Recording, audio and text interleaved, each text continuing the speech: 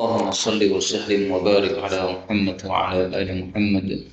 اللهم انفعنا بما علمتنا وعلمنا ما ينفعنا وزدنا علما وبارك لنا في علمنا وارزقنا الإخلاص في القول والعمل كاملا وعلما نافعا لا ينسى وتوفيقا دائما وصحة ويقينا وعافية.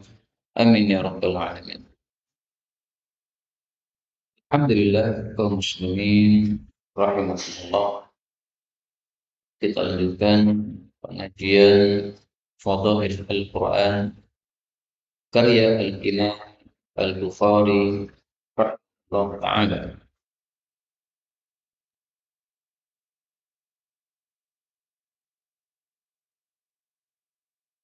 Dan kitab Fadail Al-Quran ini menunjukkan bahwa Al-Quran memiliki fadilah yang tidak dimiliki oleh kitab-kitab yang lain, sehingga dibahas oleh para ulama, termasuk di antaranya adalah Al-Imam Al-Bukhari rahimahullah ta'ala.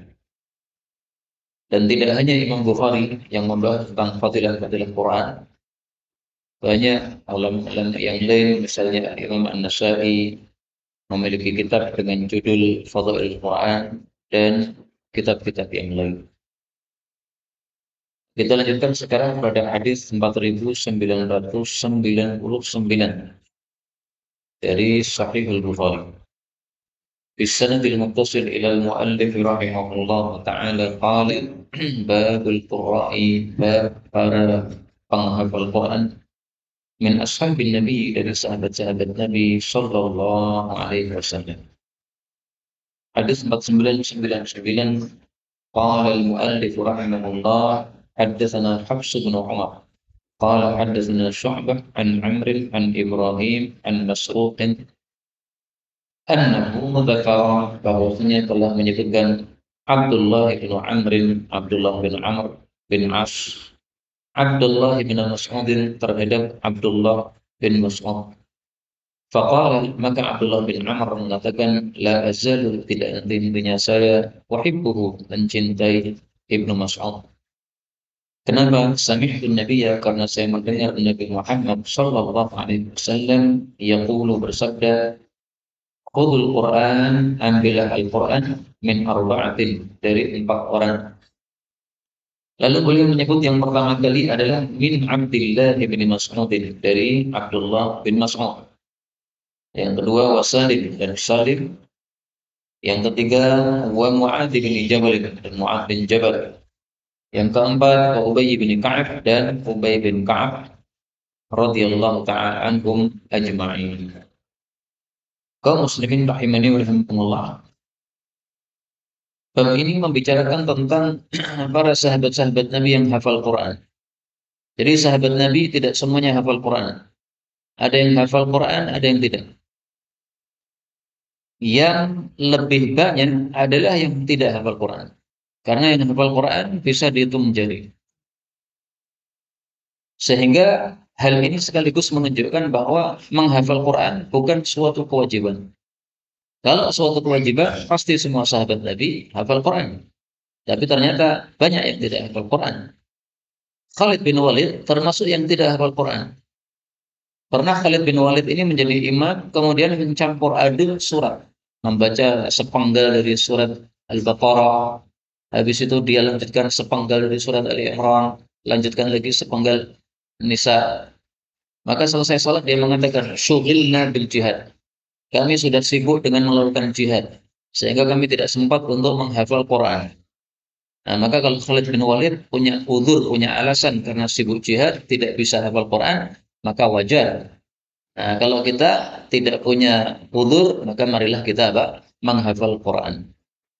Nah, di antara yang hafal Quran adalah 4 orang ini.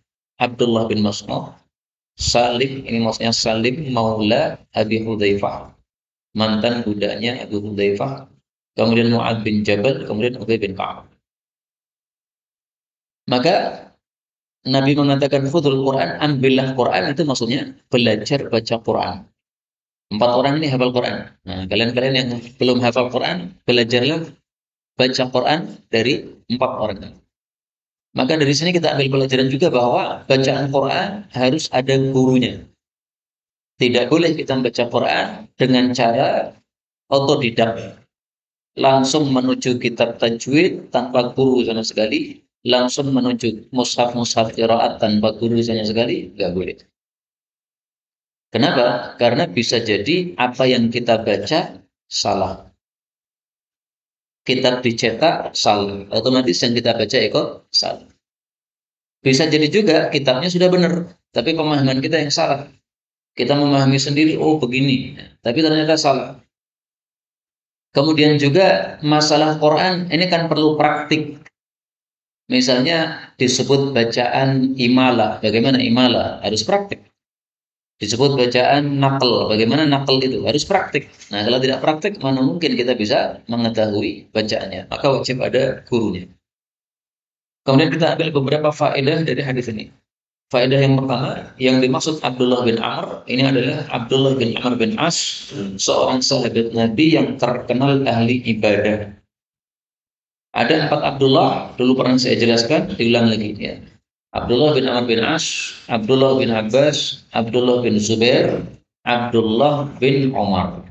Ini semua Abdullahnya usianya rata, ya. Usianya sama kira-kira. Sehingga mereka disebut dengan istilah Al-Abadilah Al-Arba'ah. 4 Abdullah. Berarti Abdullah bin Mas'ud nggak termasuk Abadilah Arba'ah. Padahal namanya juga Abdullah. Kenapa? Karena Abdullah bin Mas'ud ini termasuk sahabat Nabi yang generasinya di atas mereka. Kalau 4 tadi usianya hampir rata, yaitu anak-anak muda. Abdullah bin Abbas ahli tafsir, Abdullah bin Umar ahli hadis, Abdullah bin Amr ini yang kita bicarakan ini ahli ibadah, kemudian Abdullah bin Zubair ini ahli jihad. Kemudian faedah berikutnya, Abdullah bin Mas'ud nanti akan kita baca biografi beliau pada hadis berikutnya. Adapun Salim ini Salim mantan budaknya Abu Hudzaifah. Adapun Mu'adz bin Jabal ini seorang sahabat Nabi yang paling ahli dalam ilmu fikih halal haram. Sebagaimana disabdakan oleh Rasul Shallallahu Alaihi Wasallam dalam hadis yang sahih, wa a'lamuhum, dan yang paling paham bil halal wal haram, terhadap halal dan haram adalah Mu'adz bin Jabal radhiyallahu anhu. Dan ini hadisnya sahih diriwayatkan oleh Imam Tirmidzi. Maka Mu'adz bin Jabal ini besok di akhirat menjadi pimpinan rombongan para ulama. Para ulama datang kepada Allah di depan dipimpin oleh Sayyidina Mu'adz bin Jabal. Hadisnya kita cari di sini, ratwatan bihajarin. Innal ulama, sesungguhnya para ulama, idza hadaru rabbahum, kalau datang kepada pemelihara mereka yaitu di akhirat, karena Mu'adz bin Jabal adalah Mu'adz bin Jabal baina aydihim, di hadapan mereka, ratwatan bihajar, sejauh lemparan batu. Ini rombongan para ulama di sini, sejauh lemparan batu di depan sana, itu Mu'adz bin Jabal mimpin situ. Inilah fadilahnya Mu'adz bin Jabal radhiyallahu anhu. Anak masih muda, Nabi wafat usia beliau sekitar 30 tahunan, berarti masih muda, tapi fadilahnya sangat banyak. Lalu Ubay bin Ka'ab, ya semua kita tahu dia adalah sahabat Nabi yang paling qari. Sebagaimana sabda Nabi Shallallahu Alaihi Wasallam, beliau mengatakan, wa aqra'uhum li kitabillah, yang paling qari terhadap Al-Quran adalah Ubay bin Ka'ab radhiyallahu taala anhu. Hadis riwayat Tirmidzi juga. Kita lanjutkan hadis 4500.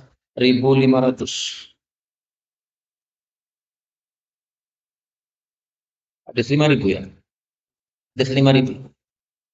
Wa bihi ilaihi qala haddatsana Umar bin Hafs qala haddatsana Abi qala haddatsana Al-A'mash qala haddatsana Syaqiq bin Salamah qala Khatabana, telah berkhutbah kepada kami Abdullah bin Mas'ud radhiyallahu anhu.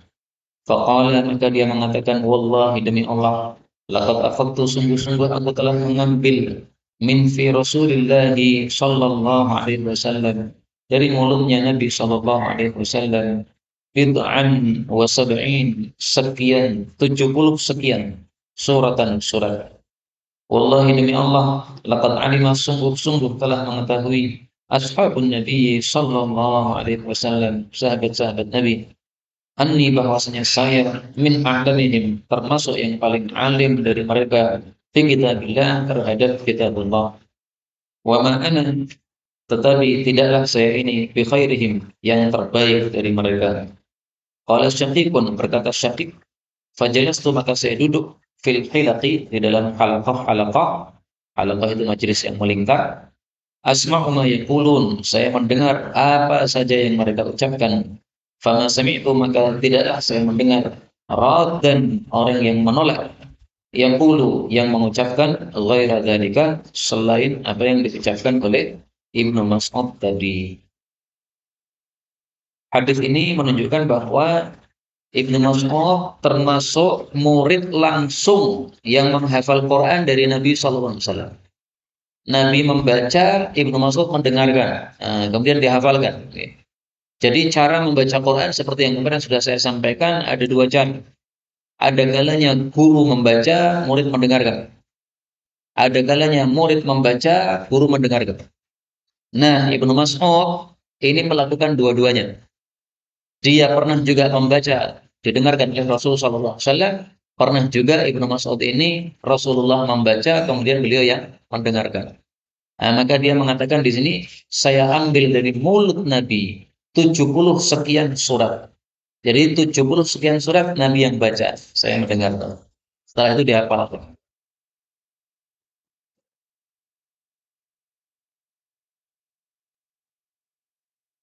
Kaum muslimin rahimani wa rahimakumullah, kita ambil beberapa faedah dari hadis ini.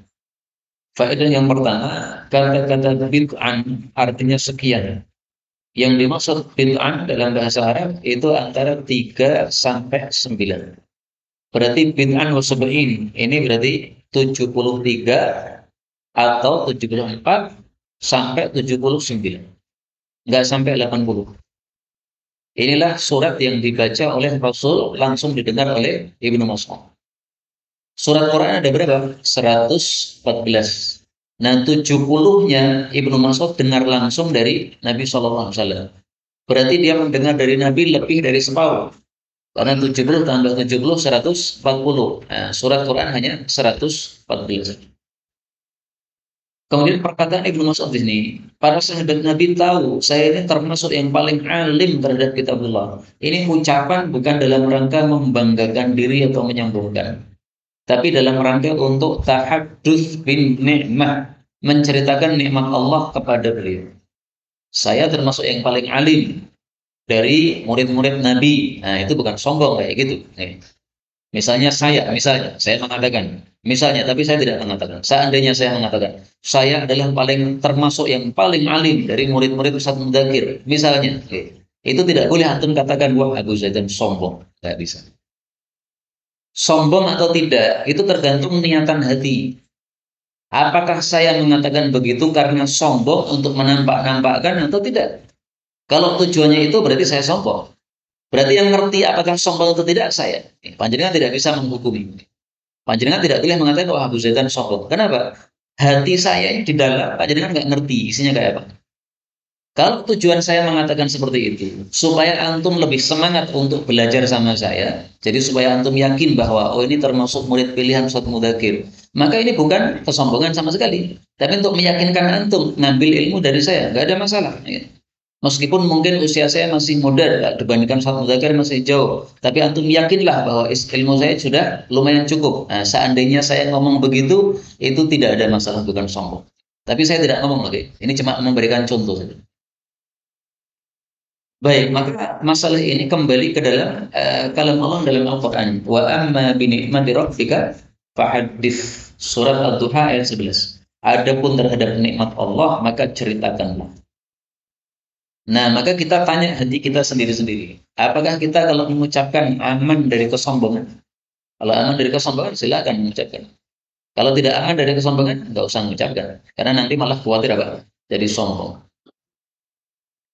Kemudian perkataan Ibnu Mas'ud, saya bukan orang terbaik.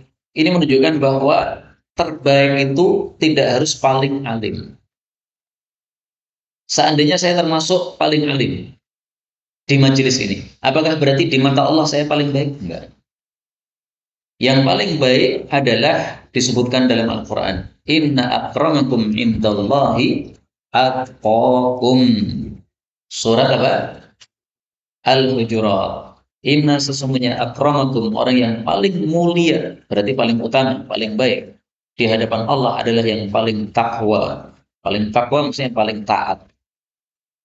Jadi panjenengan seandainya bahasa Arab nggak bisa, baca kitab betul nggak bisa, tapi taatnya sama Allah 100%. Nah, itu panjenengan lebih baik daripada semua yang lain yang pintar ngomong bahasa Arab, yang ngajar kemana-mana, tapi takwanya apa? Kurang.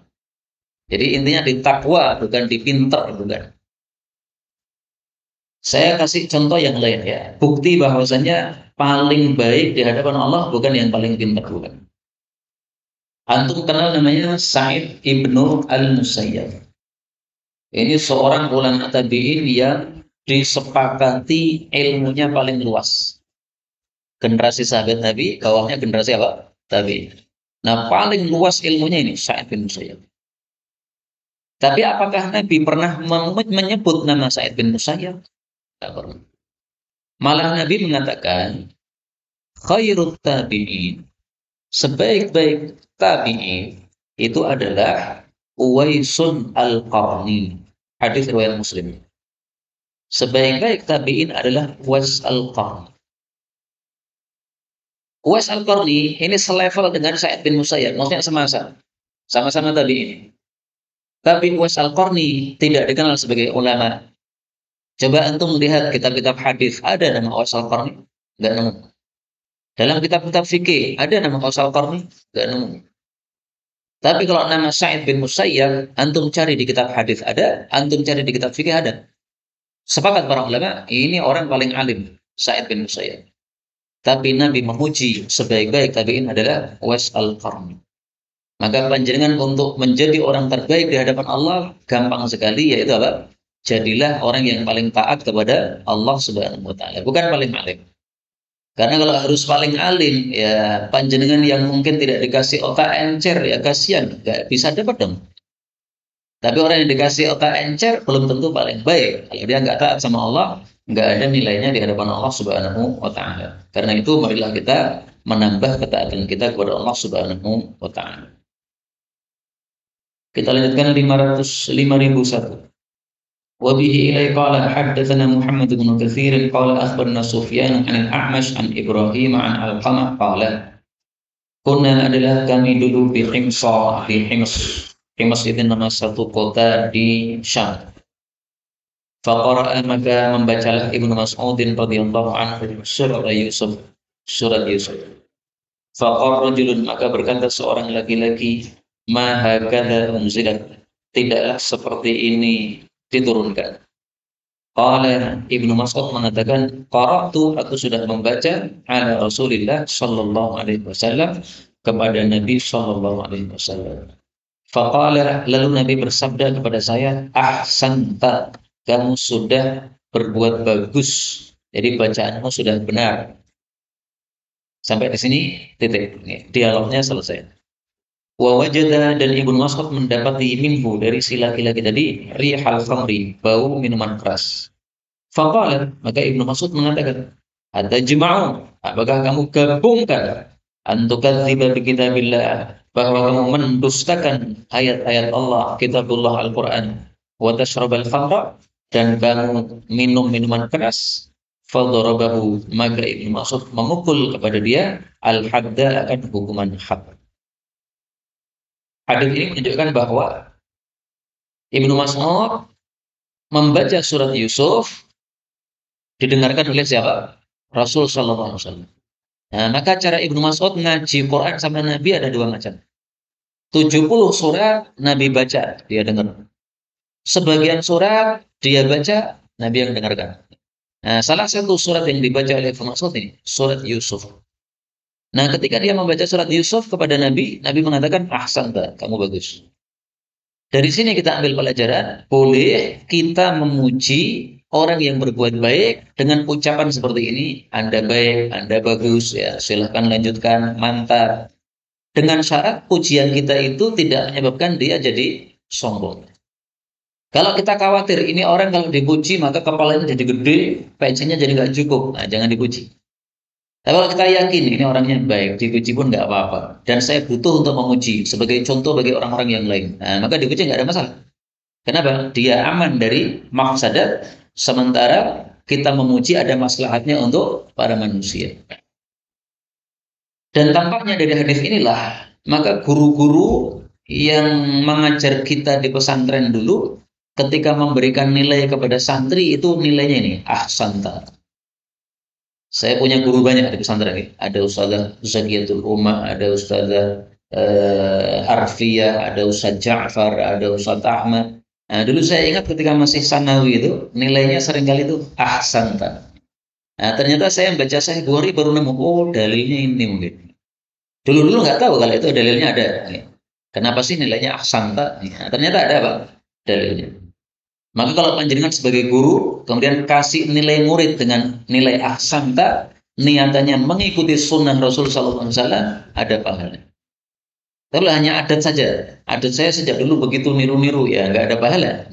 Tapi kalau diniatkan meniru Rasul, maka ada pahala. Kita ambil beberapa faedah. Faedah yang pertama, Ibnu Mas'ud dikirim ke Hims, daerah Syam, untuk menjadi gubernur di sana sekaligus mengajarkan dakwah Islam di sana. Maka dari sini kita ambil pelajaran, kewajiban para presiden adalah mengirimkan dai-dai ke tempat-tempat yang membutuhkan dakwah. Jadi tempat-tempat pelosok yang tidak ada dai-nya, itu kewajiban presiden. Sebenarnya, kalau presiden tidak melakukan kewajibannya, maka dia memikul dosa. Karena itu jadi presiden, ini bisa besar dosanya, bisa juga besar pahalanya.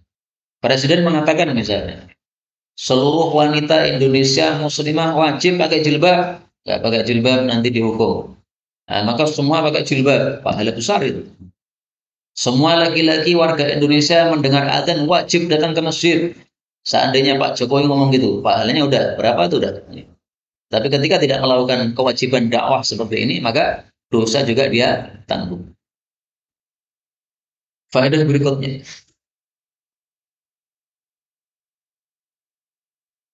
hadis ini menunjukkan juga bahwa orang yang minum minuman keras, kemudian terbau rihul khamr, bau minuman keras dari mulutnya, maka sudah bisa dihukum dengan sebab itu. Meskipun kita tidak melihat dia sedang minum minuman keras. Jadi menetapkan bahwa orang itu sudah minum minuman keras, tidak harus kita melihat dengan mata kepala lagi minum. Enggak. Kalau dia kita ajak bicara, kemudian mulutnya membawa bau peti. Nah, kita kan bisa mengatakan, Anda habis makan peti. Nah, mulutnya bau minuman keras. Kita bisa mengatakan, Anda baru minuman keras.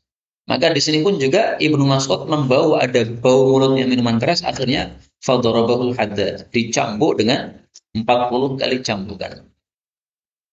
Dalam kasus yang lain, ada seorang mabuk, tapi saksinya cuma satu orang. Saya melihat dia mabuk. Padahal saksi butuh berapa? Dua orang. Maka akhirnya satu orang datang lagi mengatakan, saya tidak melihat dia mabuk. Nggak melihat saya. Tetapi saya melihat dia memuntahkan, yang keluar itu adalah minuman keras. Nah, maka Sayyidina Utsman mengatakan, ini dua saksi sudah cukup. Satunya melihat minum, satunya melihat memuntahkan minuman keras. Tidak mungkin orang memuntahkan minuman keras kecuali sudah minum minuman keras. Nah, berarti dia minum minuman keras. Nah, maka bisa dengan melihatnya minum minuman keras, bisa dengan melihatnya memuntahkan minuman keras, bisa dengan mendapatkan bau bekas minum minuman keras. Itu sudah cukup sebagai bukti bahwa dia minum minuman keras. Adapun al-hadda, cambuk di sini, hukuman had ini hukuman hadnya boleh kita pilih 80 cambukan boleh, 40 cambukan boleh. Kalau kita memukul 40 cambukan, itu sesuai sunnah Rasul SAW, sunnah Abu Bakar. Dan sunnah Umar di masa awal-awal khilafah. Kalau kita pilih 80 kali cambukan, maka itu sesuai sunnah Sayyidina Umar setelah 2 tahun khilafahnya. Sayyidina Umar menjadi khalifah berapa tahun? 10 tahun. Awal-awal sekitar 2 tahun khilafahnya Sayyidina Umar, itu dia cambuk cuma 40 kali. Tapi habis itu 8 tahun berikutnya dia cambuknya 80 kali. Kenapa? Karena orang-orang di masa Sayyidina Umar mereka dicambuk 40 enggak kapok. Jadi sekarang dicambuk 40 kali, nanti 1 pekan sudah sembuh, mabuk lagi. Atau 1 bulan mabuk lagi. Nah, oleh Sayyidina Umar, udah, ini hukumnya dibikin kapok aja. Maka dikumpulkan para sahabat-sahabat ahli syura. Gimana nih orang-orang pada mabuk? Maka Abdurrahman bin Auf mengatakan, gini saya usul saya. Hukuman had yang disebutkan oleh Allah dalam Quran itu paling minim 80. Nah, ini kita samakan aja, jangan 40, 80 aja. Nah, maka usul disepakati oleh Sayyidina Umar. Akhirnya ditetapkan mulai tahun itu cambuan 80. Sayyidina Ali ketika disuruh untuk mencambuk orang yang sedang mabuk, yang sudah mabuk, maka Sayyidina Ali mencambuknya 40. Selesai 40 dia mengatakan 40 sunnah Nabi, 80 sunnah Sayyidina Umar. Semuanya sunnah. Maksudnya semuanya boleh. Wa hadza ahabbu ilayya. Tapi 40 ini lebih saya sukai. Kenapa? Ini sesuai dengan Rasulullah SAW. Apakah berarti Sayyidina Umar ini mengubah-ubah hukum Nabi? Enggak mengubah. Karena hitungannya 40 yang pertama itu adalah hukuman had. Ditambah 40 yang kedua itu namanya ta'zir. Namanya apa? Ta'zir. Ta'zir itu apa? Hukuman yang belum ada ketetapannya dari Allah. Kalau hukuman had itu yang sudah ada ketetapannya dari Allah. Nah, maka boleh kita menambah hukuman had dengan hukuman ta'zir ketika diperlukan. 40 belum kapok. Nah, tambahi ta'zirnya 40 juga biar kapok. Karena tujuannya hukuman itu apa? Supaya kapok. Lah ini belum kapok, berarti belum tercapai tujuannya. Maka wajar kalau ditambahkan. Jadi ta'zir itu hukuman-hukuman yang Allah dan Rasul belum menetapkan. Misalnya kalau seorang laki-laki boncengkak perempuan yang bukan mahramnya, ini apa hukumannya? Nabi nggak pernah menetapkan. Nah, kalau nggak pernah menetapkan, maka terserah kepada khalifah mau dihukum apa. Itulah yang disebut sebagai hukuman ta'zir. Disuruh ngosek masjid As-Sakinah selama 1 bulan. Boleh. Ya. Disuruh ngosek seluruh WC masjid yang ada di Solo ini semuanya. Nah, boleh, terserah khalifah. Kita lanjutkan 502. Wa bihi ilaihi qala hadatsana Umar bin Hafs qala hadatsana Abi qala hadatsana Al-A'mash qala hadatsana Muslim an Masruq qala Abdullah radhiyallahu anhu. Abdullah ini siapa? Abdullah bin Mas'ud, karena masih seperti hadis-hadis sebelumnya tadi. Wallahi demi Allah, alladzi dzat yang la ilaha ghairu, tidak ada Tuhan selain Allah. Ma unzilat, tidaklah diturunkan suratun satu surat min kitabillah, dari kitab Allah Quran, illa kecuali ana a'lam, saya tahu, aina unzilat, di mana dia diturunkan.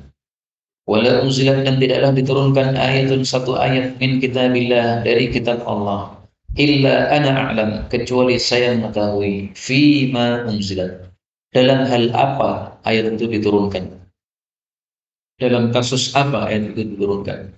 Walau a'lamu, dan kalau saya mengetahui ahadan, seseorang, a'lamu minni, yang lebih paham daripada saya di kitabillah, terhadap kitabullah, tuballighul ibil, yang bisa mencapaikan kepadanya unta, maksudnya bisa ditempuh dengan perjalanan dengan unta, la raqibtu ilaih, sungguh saya akan menunggang, yaitu menunggang unta menuju kepadanya.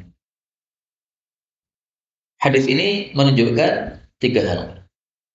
Yang pertama, kuatnya ilmu Abdullah bin Mas'ud, bahwa dia memahami Al-Quran tidak hanya bacaan saja, tapi juga tafsirannya. Ini ayat bicara soal apa? Saya paham. Turunnya di mana? Saya paham. Kemudian yang kedua, hadis ini menunjukkan bahwasanya kalau kita mempelajari ilmu, hendaklah mempelajari dengan kuat, seperti para sahabat. Tafsir Quran, dipelajari semuanya. Apakah ayatnya sudah terhapus atau masih berlaku? Kemudian ayatnya turun di mana? Makkah atau Madinah? Kemudian ayat ini bicara tentang siapa? Siapa yang dikasuskan oleh ayat itu? Dibicarakan siapa yang dimaksudkan? Kemudian ayat itu istimbatnya, kesimpulannya apa saja? Nah, maka dipahami semuanya. Mempelajari ilmu hendaklah apa? Dengan kuat. Allah Subhanahu wa taala mengatakan dalam Al-Qur'an, "Khudhil kitaba biquwwatin." Ambillah Alkitab dengan kekuatan. Demikian juga masalah ilmu. Khudhil ilma biquwwah. Ambillah ilmu dengan kuat. Karena kalau kita mengambil ilmu hanya sepotong, itu tidak akan banyak bermanfaat. Ada seorang perawi mengatakan, saya dulu meriwayatkan hadis. Maka ditanya oleh temannya, coba hadis yang pernah kamu dengar dari guru kamu, kamu ceritakan. Maka dia katakan, saya teringat guru saya mengatakan ada dua hal disebutkan oleh Rasul Shallallahu Alaihi Wasallam, tapi sayangnya guru saya lupa satunya. Nah, satunya saya yang lupa. Orang kacek. Dua hal dijelaskan oleh Nabi. Gurunya lupa, satunya dia lupa, orang kacek. Nah, maka ilmu harus apa? Dipelajari secara kuat. Maka kunci supaya ilmu kita kuat apa? Imam Bukhari mengatakan, at-tikrar, at-takrir, yufidu takrir. At-takrir, mengulang-ulang, yufidu, menyebabkan at-takrir, ilmu jadi kokoh. Jadi ilmu diulang-ulang, supaya mantap, kokoh. Sehingga kalau panjenengan sudah selesai mempelajari kitab hadis Sahih Bukhari ini bersama saya di sini, maka hadis-hadis yang sudah kita baca di majelis ini semestinya di rumah antum baca lagi, meskipun hanya sekali. Maka di pesantren dulu ada namanya majelis mutalaah. Mutalaah itu setiap habis isya santri kumpul, kemudian mengadakan halaqah. Untuk apa? Mengulangi pelajaran yang tadi disampaikan, atau mengulangi pelajaran yang kemarin disampaikan. Pelajaran hari Senin kemarin apa? Nah, kita ulangi lagi hari Senin sekarang. Atau pelajaran tadi itu apa? Tadi itu apa? Maka malamnya diulangi. Nah, ini supaya ilmunya menancap. Kalau panjenengan mempelajari kitab cuma di majelis tok, habis itu ditutup, nggak pernah dibuka lagi kecuali setelah masuk ke majelis berikutnya, itu pun telat, maka tidak akan mantap ilmunya. Maka ilmu harus apa? Diulang. Kalau dulu saya ngulanginya malah 2 kali, Pak. Jadi majelis begini selesai, Ustadz pergi, orang-orang pergi, saya nggak pergi. Saya ngulangi sebentar. Catatan-catatan yang saya tulis itu tak ulangi satu dulu. Ada, misalnya ada 10 catatan. Nah, 10 catatan itu semuanya saya baca lagi. Kalau udah, kitab saya tutup. Nah, maka meninggalkan majelis agak telat nih. Lain-lainnya sudah pergi, saya belum pergi. Itu pengulangan pertama. Langsung habis selesai majelis. Pengulangan kedua sebelum masuk majelis. Kemarin berapa hadis dibaca? 10 hadis. Nah, maka 10 hadis ini saya ulang lagi dari awal sampai akhir. Nanti begitu masuk kelas, maka 10 hadis yang kemarin dibacakan oleh beliau sudah saya baca dulu. Ini sebagai apa? Persiapan. Kalau mau lebih bagus lagi, tambah 1 langkah lagi. Berarti nanti langkahnya 3. Hadis yang akan dibacakan oleh guru, panjenengan baca dulu. Misalnya sekarang sampai hadis 5002. Berarti besok, pertemuan besok, hadis 5003. Nah, sebelum masuk majelis ini, antum baca hadis-hadis yang dulu sudah dibacakan, plus hadis-hadis yang akan dibacakan nanti. Nah, itu ilmu akan kuat. Kemudian yang ketiga, hadis ini menunjukkan bahwasanya hendaklah kita semangat untuk rakibtu, mengendarai kendaraan menuju ke tempat yang jauh untuk talabul ilm. Itu yang disebut sebagai apa? Rihlah. Rihlah itu pergi jauh untuk cari ilmu. Ada ungkapan para ulama mengatakan, man lam yarhal la yurhal ilaihi. Barang siapa yang tidak pernah melakukan rihlah, maka tidak akan orang-orang rihlah menuju kepada dia. Kalau kita nggak pernah melakukan safar jauh untuk cari ilmu, maka nggak mungkin orang-orang akan pergi dari rumah-rumah mereka menuju ke rumah kita untuk cari ilmu dari kita. Kalau kita pengen ilmu kita banyak manfaatnya, sehingga banyak orang yang datang kepada kita ngaji sama kita, maka kita harus memulai rihlah, kita melakukan pergi jauh. Maka rihlah ini apa? Sangat penting. Sehingga dulu selesai saya belajar di pesantren Ustadz Mudakir, maka 2 tahun pengabdian selesai, tahun 2008 saya minta izin, Ustadz minta izin. Ya boleh, karena memang kewajibannya cuma 2 tahun. Mau kemana? Saya mau belajar lagi. Karena sebelumnya saya sudah tanya Ustadz Mudakir, Ustadz, kalau sudah selesai belajar di pesantren antum, paling bagusnya sudah cukup atau belajar lagi? Maka beliau mengatakan, belajar itu sampai mati. Ini saya ingat-ingat terus nih. Waktu tahun 2008 di Jumapur. Maka saya sebelum keluar dari pesantren, Saya bertanya terlebih dahulu. Maka beliau mengatakan belajar itu sampai apa? Sampai mati. Nah, sehingga kemudian saya melakukan rehlah ke Syekh Abu Walid Saifun Nasr, rehlah ke Syekh Hamid Bukhari. Nah, kebetulan rehlah saya itu pengen ke luar negeri tapi nggak berhasil. Jadi saya sudah pesan tiket untuk pergi ke Yaman. Sudah dibuatkan visa. Visa sudah di tangan orang yang akan memberangkatkan saya ke Yaman. Begitu visa sudah di tangan dia, qadarullah Yaman pecah perang. Maka Ustadz yang akan berangkatkan tadi saya mengatakan, ini visa kembalikan, kamu nggak usah berangkat. Kenapa Ustadz? Sana perang. Daripada kamu nanti balik tinggal nama, mati kena peluru, maka nggak usah berangkat. Akhirnya saya kemudian pulang, kemudian menikah. Itu tahun 2010. Nah, qadarullah, Allah tidak takdirkan saya bisa rehlah sampai ke luar negeri. Tapi Allah datangkan guru-guru dari luar negeri ini ke Indonesia setiap tahun ada. Syekh Walid Saifun Nasr itu setiap tahun datang ke Indonesia. Sehingga beliau mengadakan daurah Sahih Muslim selama 20 hari. Nah, kita bisa ikut gabung. Kemudian Sunan Abu Dawud selama 1 pekan bisa ikut gabung. Nah, maka rihlah tidak harus apa? Ke luar negeri. Yang penting belajar ngaji sama orang yang ilmunya sudah kuat. Insya Allah kita juga ikut-ikutan akan kuat ilmunya. Faedah satu lagi. Pertama kali yang melakukan rihlah mencari ilmu adalah Nabi Adam alaihissalatu wassalam. Rasul Shallallahu Alaihi Wasallam bersabda, "Khalaqallahu Adam." Allah ciptakan Nabi Adam, tingginya 60 hasta. Satu hasta ini setengah meter. Berarti 60 hasta berapa? 30 meter tingginya Nabi Adam. Kemudian Allah katakan, "Hei Adam, pergilah, salamlah kepada kelompok-kelompok itu yang duduk-duduk, para malaikat. Lalu dengarkan apa jawaban salam mereka." Maka jawaban salam itu adalah jawaban salam untuk kamu dan keturunan kamu. Nah, maka Nabi Adam zahaba. Nabi Adam pergi. Nah, pergi ini untuk apa? Mencari ilmu. Mencari ilmu kepada siapa? Para malaikat. Maka sampai di kumpulan para malaikat, Nabi Adam mengucapkan, Assalamualaikum.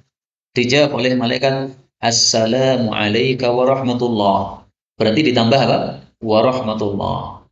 Maka dari hadis ini kita ambil 3 pelajaran. Pertama, Nabi Adam manusia pertama yang melakukan rihlah untuk mencari ilmu, yaitu mencari ilmu dari malaikat tentang jawaban salam. Yang kedua, bahwasanya jawaban salam hendaklah ditambah warahmatullah atau warahmatullah wabarakatuh. Makanya kalau orangnya salamnya sudah lengkap, Assalamualaikum warahmatullah wabarakatuh. Kita tambah jadi 4. Waalaikumsalam warahmatullah wabarakatuh wa maghfiratuh. Wa maghfiratuh sahih hadisnya untuk jawaban salam. Tapi kalau memulai salam dengan wa maghfiratuh enggak sahih. Jangan dilakukan. Jadi memulai salam maksimal 3. Menjawab salam maksimal yang sahih. Yang ketiga, hadis ini menunjukkan bolehnya kita menjawab salam dengan ucapan Assalamualaikum. Biasanya apa? Waalaikumsalam. Tapi boleh dibalik. Assalamualaikum. Nah, nanti tolong dipraktekkan gitu. Saya meninggalkan majelis dengan Assalamualaikum. Panjenengan jawab apa? Assalamualaikum warahmatullahi. Supaya ilmunya nggak lupa. Ini hadisnya qaf muttafaqun alaih. Baik, kembali ke Sahih Bukhari tadi 5003.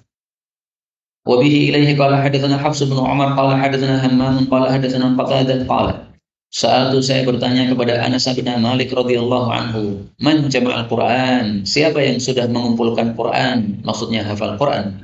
Ala ahdin Nabi, di masa Nabi sallallahu alaihi wasallam. Qala, dia mengatakan arba'atun, ada 4 orang. Kulluhum, masing-masing mereka minal ansar, dari kalangan orang-orang Ansar. Pertama adalah Ubay bin Ka'ab, yang kedua Mu'ad bin Jabal, yang ketiga Zaid bin Thabit, pencatat wahyunya Rasul sallallahu alaihi wasallam, yang keempat Abu Zaid. Tabi'ul Fadlu an Husain bin Waqid an Thumamah an Anas. Maksudnya sanadnya ada 2 ya.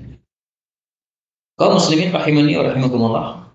Hadis ini menunjukkan bahwa ada 4 orang Ansar mereka hafal Quran.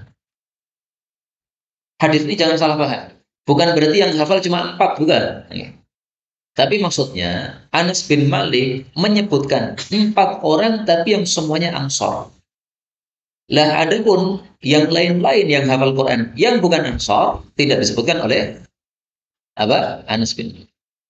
Jadi kata-kata empat ini bukan untuk membatasi, tapi dia ingin ceritakan empat orang Ansor. Adapun Muhajirin, Anas bin Malik mungkin nggak tahu. Kenapa? Anas bin Malik bukan termasuk Muhajirin, dia termasuk Ansor. Sahabat Nabi kan dibagi dua kan, ada Ansor, ada Muhajirin. Dia bicara tentang orang-orang Ansor. Kemudian dari hadis ini diambil pelajaran juga bahwa boleh kita itu bertanya ya siapa yang hafal Quran, siapa yang tidak, supaya kita tahu tingkatan ilmu seseorang. Oh ini hafal Quran, oh, berarti tingkatan ilmunya sekian. Oh ini belum hafal, nah, berarti tingkatan ilmunya sekian. Gak ada masalah seperti ini. Bahkan para ulama mengatakan, kalau kita mau mempelajari ilmu agama, maka sebelum mengaji kepada seseorang, itu hendaklah kita istikharah dulu. Supaya nemunya guru yang apa? Yang pas. Mohon maaf, saya ini ustadz kecil, jangan dijadikan sebagai rujukan. Kalau panjenengan mau menjadikan kiai rujukan, maka harus apa? Istikharah dulu. Lihat siapa ulama yang ilmunya paling kuat, takwanya paling mantap, terkenal barokahnya banyak. Nah, itu jadikan ulama rujukan. Saya nggak pantas untuk rujukan. Saya masih ustadz kecil, bukan ulama. Kalau ngaji sama saya nggak ada masalah, tapi rujukan jangan. Kalau jadikan rujukan, maka ilmu saya terlalu sedikit untuk jadi rujukan. Takwa saya masih sedikit untuk jadi rujukan. Pak Jengan lihat mana kiai-kiai yang terkenal takwanya besar, ilmunya mantap. Nah, itu jadikan sebagai rujukan. Nah, maka salah satu caranya tanya ini tadi, man jama'al Quran. Siapa yang hafal Quran? Nah, siapa dari ulama-ulama ini, kiai-kiai ini yang terkenal apa? Paling kuat ilmunya, paling mantap takwanya. Nah, baru jadikan sebagai rujukan kita. 5.004. وبه إليه قال حدثنا معل بن أسد قال حدثنا عبد الله بن المثنى قال حدثني ثابت البناني وثمامة عن أنس بن مالك رضي الله عنه قال مات تلمتي النبي صلى الله عليه وسلم ولم يجمع القرآن dan belum mengumpulkan Quran, maksudnya belum hafal Quran, ghairu arba'ah, selain 4 orang. Yang pertama adalah Abu Darda, yang kedua Mu'adz bin Jabal, yang ketiga Zaid bin Thabit, yang keempat Abu Zaid. Qala, dia mengatakan, wa nahnu, sementara kami, warisna, kami telah mewarisi Al-Quran tersebut, yaitu mewarisi dari ulama-ulama yang disebutkan tadi. Kaum muslimin rahimani wa rahimakumullah, dari hadis ini kita ambil pelajaran bahwa yang hafal dari kalangan Ansor ternyata tidak hanya 4. Karena tadi sudah sebutkan 1 Ubay, 2 Mu'adz, 3 Zaid bin Thabit, 4 Abu Zaid. Kemudian hadis berikutnya ada tambahan 1 lagi siapa? Abu Darda, ini 5. Padahal semuanya dari kalangan Ansor. Lah terus ini perkataan Anas gimana maksudnya? Nabi mati yang hafal Quran dari kalangan Ansor cuma 4. Loh, katanya tadi 4-nya bukan ini, tapi kok malah disebutkan sekarang 4-nya tambah Abu Darda, gimana? Nah, ini banyak kemungkinan jawaban. Paling mudah jawaban kita mengatakan Anas bin Malik lupa. Anas bin Malik apa? Lupa. Karena kita tahu Anas bin Malik itu usianya dipanjangkan oleh Allah Subhanahu wa taala dengan sebab berkat doanya Rasulullah sallallahu alaihi wasallam. Allahumma atil umrahu wa aktsir malahu wa barik lahu. Ya Allah, panjangkan usianya Anas, kemudian banyakkan hartanya, berkahi. Jadi usianya panjang tapi berkah, hartanya banyak tapi berkah. Nah, itu berkat doa Nabi. Anas bin Malik usianya panjang. Anas bin Malik anaknya cuma berapa, Pak? 82. Yang 2 itu cowok, yang 80 itu cewek. Nah, jadi panjenengan untuk jadi menantunya Anas bin Malik gampang. 80 orang loh, Pak. Tinggal milih salah satu. Jadi menantunya Anas bin Malik. Kok 80 itu yang cowok. Mohon maaf, salah. 82 itu 80 yang cowok, yang ceweknya cuma 2. Mohon maaf. Salah. 80 cowok, 2 cewek. Anas bin Malik. Kemudian bukti bahwasanya Anas bin Malik kadang-kadang lupa. Anas bin Malik pernah ditanya, wahai Anas, kunut itu kapan? Kunut itu setelah rukuk. Maka Anas bin Malik ditegur. Dulu Anda meriwayatkan hadis kunut sebelum rukuk. Ada orang meriwayatkan dari panjenengan sebelum rukuk. Maka Anas mengatakan, sebelum rukuk gimana? Ya, kunut ya setelah rukuk. Padahal perawi yang mengatakan sebelum rukuk juga perawi yang terpercaya. Berarti yang salah adalah Anas bin Malik. Nah, maka kasus Anas bin Malik lupa itu terbukti pada kasus kunut subuh, pada kasus kunut witir, berarti apa kunut witir? Kunut nazilah, berarti di sini pun juga ada kemungkinan Anas bin Malik lupa sehingga dia sebutkan Abu Darda, sementara tadi dia sebutkan siapa? Ubay bin Ka'ab. Nah, di sini Ubay bin Ka'ab nggak ada. Wallahu a'lam bishawab.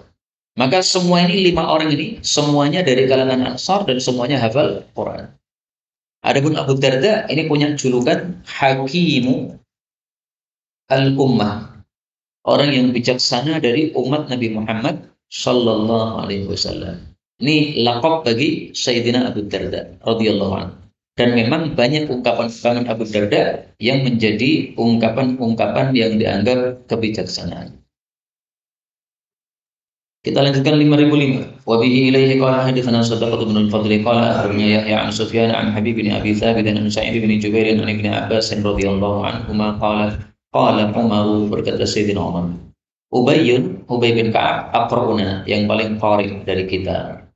Wa inna, dan sesungguhnya kami lanada'u, sungguh kami meninggalkan min lahani Ubayyin, dari bacaannya Ubay bin Ka'ab.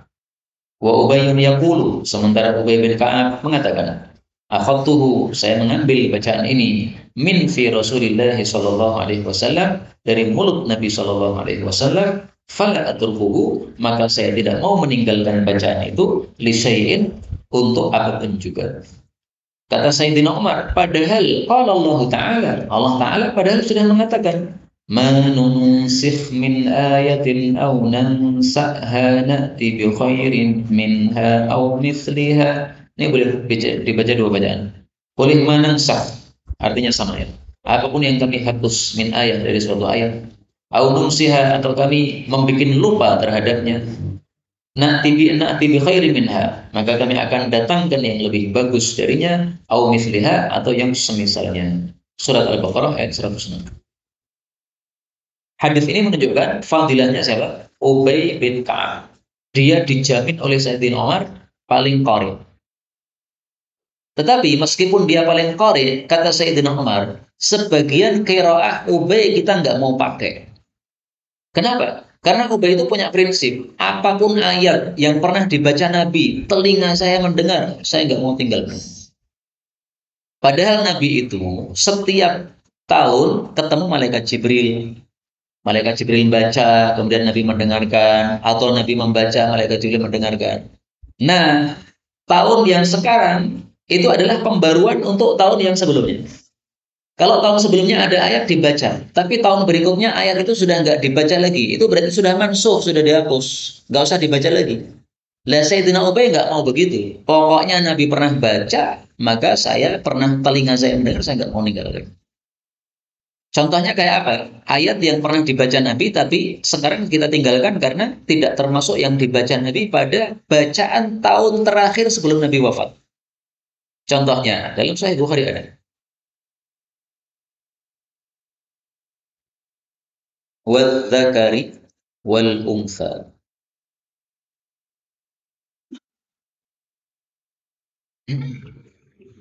Surat Al-Lail. وَاللَّيْلِ إِذَا يَغْشَى وَالنَّهَارِ إِذَا تَجَلَّى وَالذَّكَرِ وَالْأُنثَى. Ada nggak di Quran kita? Nggak ada. Kenapa? Padahal sahih ini hadisnya riwayat Bukhari. Mau dicek nanti riwayat Bukhari 3742. وَالذَّكَرِ وَالْأُنثَى. Ini ayat ini kenapa tidak kita baca? Karena Nabi pada ardhah akhirah, pada pembacaan terakhir sebelum wafat Nabi, ketika ketemu Jibril, ini sudah dibaca lagi. Otomatis karena Nabi sudah nggak baca lagi, kita nggak baca. Oke, kita baca yang dibaca Nabi terakhir. Wa ma khalaqal dzakara wal untha. Maka kata Sayyidina Umar, Ubay itu paling qari, tapi bacaannya kita nggak mau pakai. Kenapa? Karena sebagiannya sudah ditinggalkan oleh Nabi, dia tidak mau meninggalkan. Inilah kaum muslimin rahimani wa rahimakumullah yang dapat kita pelajari benarnya dari Allah, kalau taslimnya fa astagfirullahaladzim.